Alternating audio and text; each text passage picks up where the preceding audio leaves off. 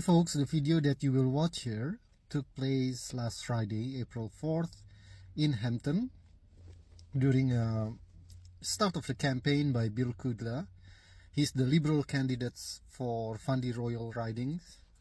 My friend Mary came with me. She, as you can see, was talking to him, explaining the Palestine cause to him. I just got the chance to do the video editing today. I will present the video without much editing when the candidate is talking, because I want to share my interaction with them as faithfully as possible. Hopefully you can enjoy and learn from the video. This is the big crowd. I'm John Kelly. Harry. Good to you, yeah. Good to see you, girl. Man, Bill. I stayed on to help Bill keep the association. Mary? So I'm. We're all fighting for the same thing. We want to get a Liberal government in there. We want to get a Liberal candidate in here as well, Bill. Yeah. Well, we came down hoping to get a sign, but we also came down because we hope we're all fighting for the same thing. We'd like you to take this and several others if you could pass them around. They're not confrontational. They're Thought-provoking? a plea. I can't help. I was born during the Holocaust, and I hope that if I had been able to walk, I would have been out. My father, campaigning for my father left Eastern Europe before. Yes. But all of their workers on their family farm, were Jews, Yes. and they paid the Catholic Church exorbitant money to make false documents for the children, so they could say they were Catholic. And then my grandparents moved here, and they were the Underground Railway to get the adults out. Well, I can't help but feeling that there's a parallel. I feel like I'm living in Poland right now, after the stories I heard. Well, what stories do you need? Well, from my grandparents Yes. of when Hitler came in. Yes, but how are you feeling about the Gazan people in Gaza? 50,000 I have victims. all kinds of Muslim friends, and it just breaks my Do you heart. see how I feel about the parallel? Absolutely, absolutely. Well, then I think we look back at the Holocaust and regret that we turned bunches of Jews away when they from came these to shores. Canada. Yeah. We look back and say, wasn't that awful? Well, I would like to feel that we don't have to look back 80 years and realize We don't. I think that we'll then. And it's always been taught, if you don't learn your history, you repeat it. And people just don't seem to be learning from it. Well, I wonder. I mean, the school, the Liberals are in position in education, and I would like some guidance from you how to go about trying to get the other story as well, not one or the other, but the Palestinian story You need in schools. Yeah, you need the story from both. And Certainly. Yeah. Now, how would you go about trying to do something about that? Because I'm not one to want to sit at the table and talk. I want to do Bless you something. for that. I call the provincial on my line. Okay. But in the meantime, what can you do, I wonder, about promoting elections? Well, Because I know it's a touchy subject.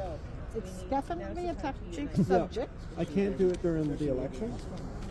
I've been told what I can do, but I advocate for women in all kinds of positions. When I get to Ottawa, I'm going to make sure workers aren't left behind, and make sure they know that if they tax the ultra rich another 1%, they can take 4 or 5% off the middle class and seniors. They can give a better ride to everybody else, and then we can all have more money to fight these things. Well, Because I don't know if it's only money though we need. No, it takes money and takes well, for sure. And bravery to put yourself in a political difficult situation. Now I'll let David go on. And I figure I'm going to be in a difficult position through the whole 4 years with them, because I won't toe the line when things go against my conscience, and when people are being hurt, because I know the history of this. You know, and same in you know, Myanmar. There was all kinds of things where we just turned our blind eye. That's right. That's right. Like Yeah. Vietnam. Definitely. That is actually, sir, these are the 5 things that we demanded to the Canadian government, just to stop sending arms to a country that's committing genocide, and then just stop dealing or giving money to illegal settlements. And there is actually, this is the website.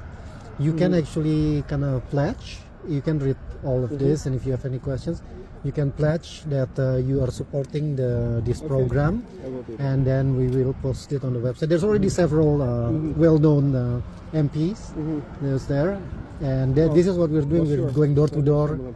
Yeah, because this is the time when you goes to people's houses. So we go to people's houses to tell them, talk about this, talk about Palestine, about, you know, investing in people, not war, basically. Well, yeah. Yeah. It's about Yeah. like things. Like, I don't understand why the Palestinian people, they don't have water, they don't have hydro, unless the Jews choose to give it to them. It's a genocide Yeah. to the common people. You know? And then an imbecile to the south says he wants to make a Oh, yes. resort Yeah, for the yeah. rich. Yeah. Are you from there? From that No, area? actually, I'm originally from Indonesia. Indonesia, yeah. But I have friends actually in St. John whose family are actually hundreds of them Yeah, killed, some of yeah. them. So We it's go pretty down sad. to St. John. Yeah. With our signs. They're part of community as Yeah, yeah. well. So, Yeah. They have family over there. Some of them Indonesia have has their great food. Oh, great! You like Nice, it? spicy food, oh yeah. You like it? Okay.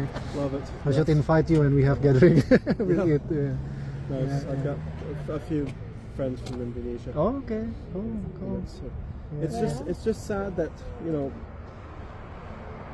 that first off, Trump has shut down all the voices at universities, because university students are where we get our power and our momentum to fight oppression. And I said the other day, I don't know how open the universities. I don't see big protesters at any of them in New Brunswick. And You young know, people, you they're- can't blame them if they're waiting to get their exams and get their degree. yeah. And it's very difficult. And unfortunately, we've had it so easy here. None of us are too willing to put our life on the hand. No, I've got a lot of friends that were in the military, that were in the gay purge, Yeah. and they went to my church, and Yeah. so I went. The lawyer said, "You're pretty well connected. Can you find out who might have been kicked out of the military in the '90s just because of their sexual orientation?" So I started doing some research, and I couldn't believe the number of people, and then that's where the Supreme Court case. So there's ways you can do this. It's got to be grassroots. It's got to Yes. be working from the ground up, and you're doing the good work. Yeah, Well, we're doing the non-partisan. Well, thank you. Yeah, thank you. Good. So- All the best, and And We'll see you. you'd like one of our signs? yes, we would. so as you can see, the issue of Palestine is not really the thing that on top of the mind of candidates that's running for these federal elections. I feel like it's an introduction for them to hear about this Palestine platform and so on, and hopefully going forward we can actually ask a more in-depth questions to candidates, including questioning their commitment, because there's no more excuse for them to answer with, you know, I have to educate myself. The flyers, the educations have already been delivered, and I don't think it's a complex thing for them to learn in 1 hour or even half an hour, because it is a serious issue. And if they are elected as an MP, then they will have the voting rights to decide foreign affairs matters, and this obviously directly relate to Palestine. I will see you on the next video soon.